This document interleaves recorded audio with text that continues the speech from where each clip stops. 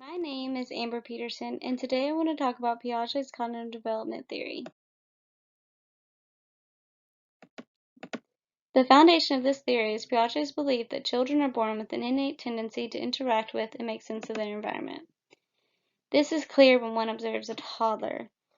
When a toddler experiences something new in their environment, the first thing they're going to do is want to grab it or put it in their mouth.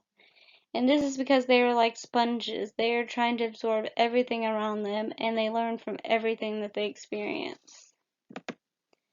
And when they experience something new, they have to use past knowledge, or what Piaget called schemes, to figure out what the new thing is.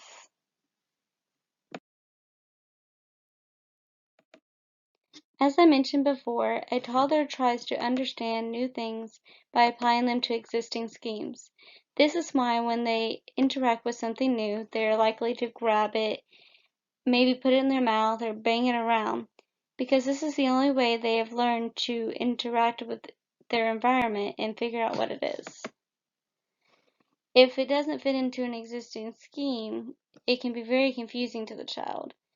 They might either modify their existing scheme to fit the new information, or they will try to understand the new object through what is called assimilation, which just means that the child will understand the new object in terms of an existing scheme.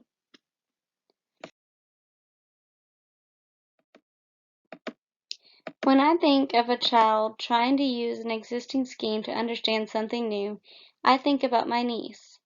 When she was about 3 years old, she noticed the full moon for the first time.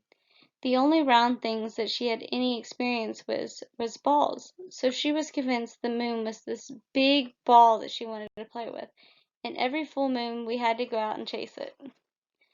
She eventually realized she could not catch the moon, and had to modify her existing scheme through accommodation, which just means that she learned that not everything that is round is a ball for us to play with.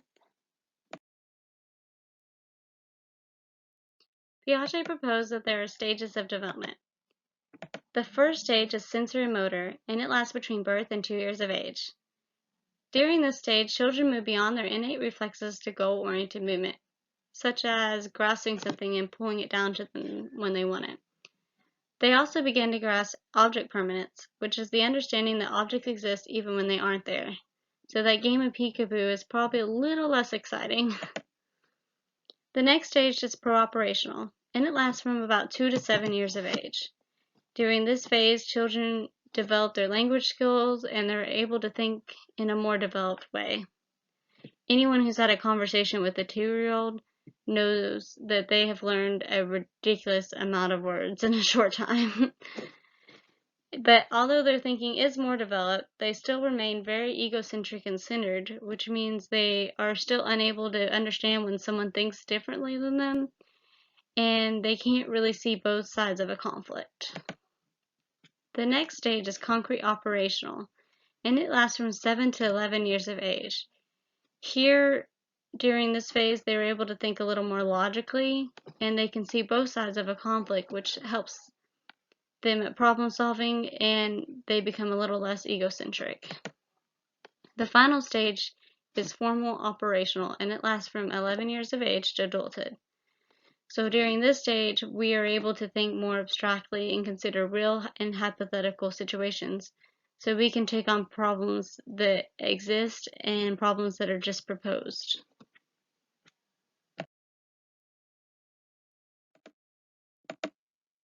A little while ago, I was babysitting my nieces and my nephew when they decided to play a trick on him.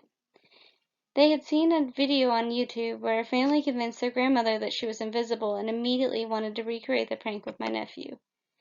They put a lot of work into convincing him that he was invisible and began acting like they couldn't see him.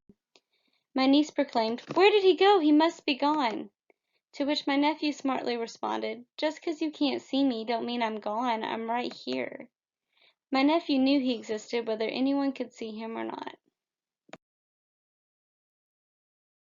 So, how can this theory be applied to the classroom environment? Well, first, as teachers, we have to let students learn from each other. As they interact, they learn how to consider the viewpoints of each other, they learn how to communicate, they become less egocentric, and they learn how to solve conflicts with others on their own. Children learn about their surroundings from trial and error. They need to be allowed to make mistakes so they can learn. We need to pay attention to what developmental stage the child is in because it is important to know where they are so we can know how to teach them.